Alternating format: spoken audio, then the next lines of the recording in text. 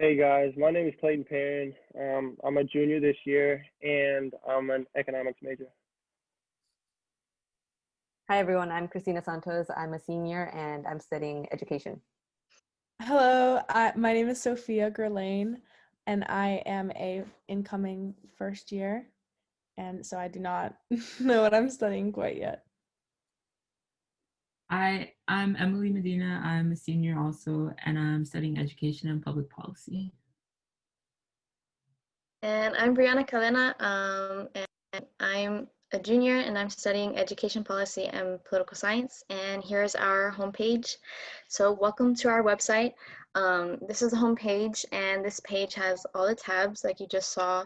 And it also details the purpose and goals, which are to understand how the history of education policy, whether it be in secondary schooling or in higher education, impact you as you move throughout these places and systems, and to also for us to provide you with several extensive lists and resources to help students and families prepare for life after high school, whether you and or your child want to pursue college or a different route.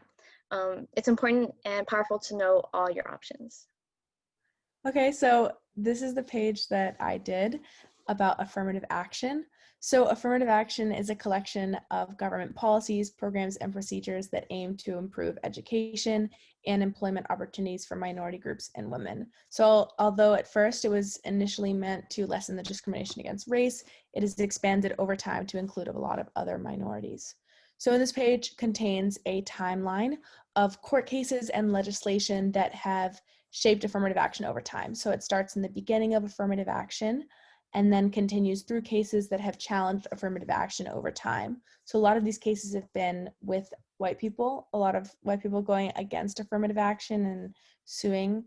And then that has shaped the idea, a lot of different concepts that race can be a factor in admissions, but quotas are too far. The idea that race and affirmative action can be a factor in admissions, but diversity is a very important interest as well. Closer to the bottom of the page, there's a summary about what the future of affirmative action looks like and cases that are being brought up to the Supreme Court maybe soon, and then also a little blurb about what happens when diversity is about representation and not inclusion at all. Okay, so my page focused on preparing for college and specifically on federally funded college access programs, which were designed to help underrepresented students enter and be prepared to attend college. And so I included some information about the TRIO programs and more specifically, Upward Bound, Talent Search, student support services, and some information about Gear Up. And also if students in Providence want to get involved with these programs, what they could do, like there's specific schools that are involved with these programs. And just some more information about QuestBridge, a national nonprofit program that helps connect students to the country's top ranked colleges, as well as some scholarship information and programs that help students proofread their college essays, because we know that this resource can oftentimes be really expensive, especially for low-income students.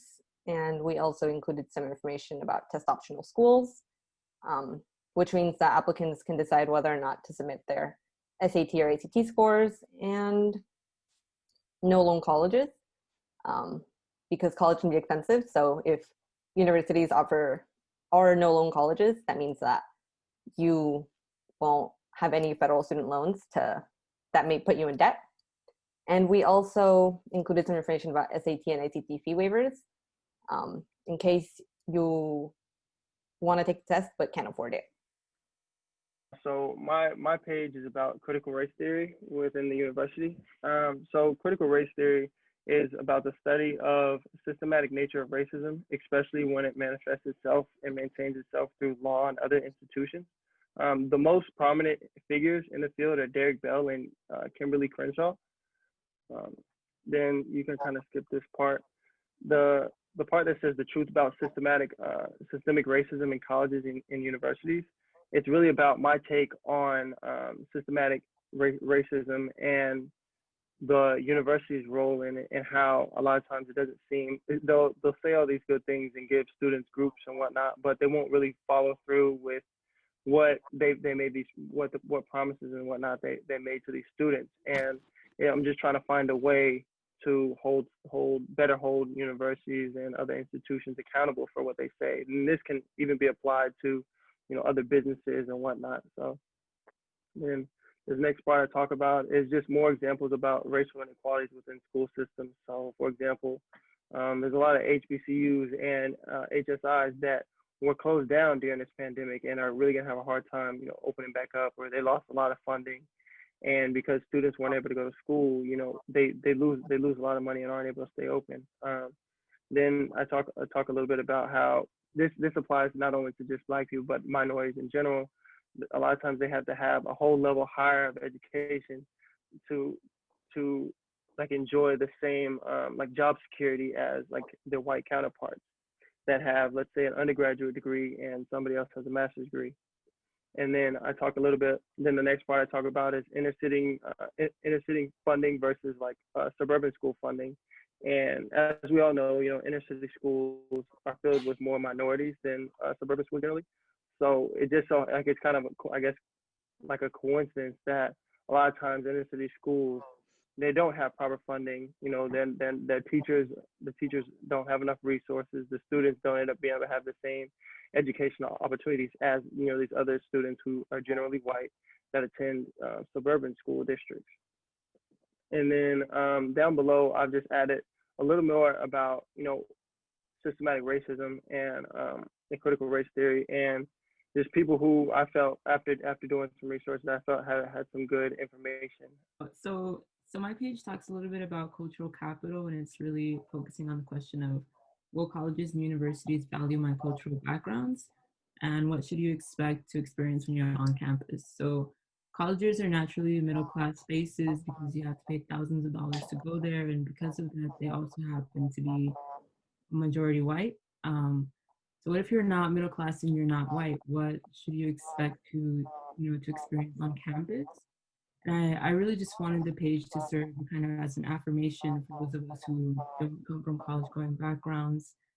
Your culture has value. Your experiences as a person of color, as a poor and working class person, are entirely meaningful. And even if your culture or your experiences are not the dominant ones or the mainstream ones, you still feel better, and your experiences are entirely meaningful.